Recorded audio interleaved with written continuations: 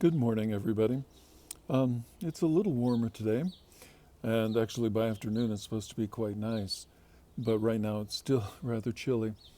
It's nice to hear the birds chirping in the trees and see the light illuminating the blossoms here and there, the tulips, a little bit of vinca that's blooming, the pansies, primroses.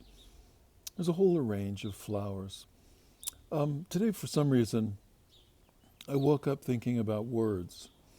I'm not sure why. I remember the poet John Chardy. I used to have a program on NPR where at the end of it he would recite poems and then talk about them. Then at the end of it, he would say, "And good words to you." And I guess that's something if a poet does nothing else. The poet focuses on words, the meaning of words, the symbolic, metaphoric possibilities of words as they play like switchers between one meaning or another meaning.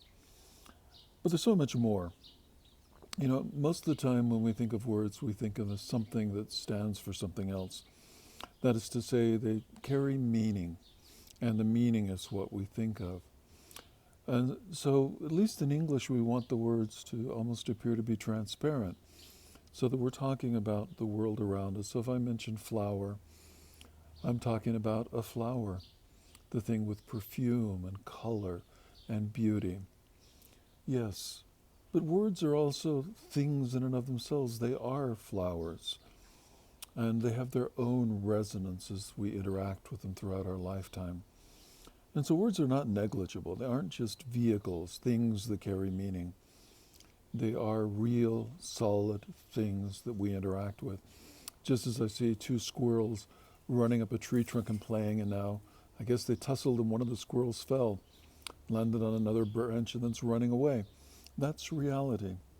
That's also the reality of words, not just of meaning, but of words themselves as things. So here's a poem that I wrote that's called A Word. Between us grows something, a bright green fern among yew and maple. Sun scatters through the canopy. The fern's leaves gather droplets of light, as if water shining of a return. A word names it. More than a fern, a giant tree, thick trunk rising up and splitting in a canopy of shade and dappled light. Is the fern the same as the towering redwood? They both grow in the forest. The fern is soft and tender, while the tree is rough and absolute.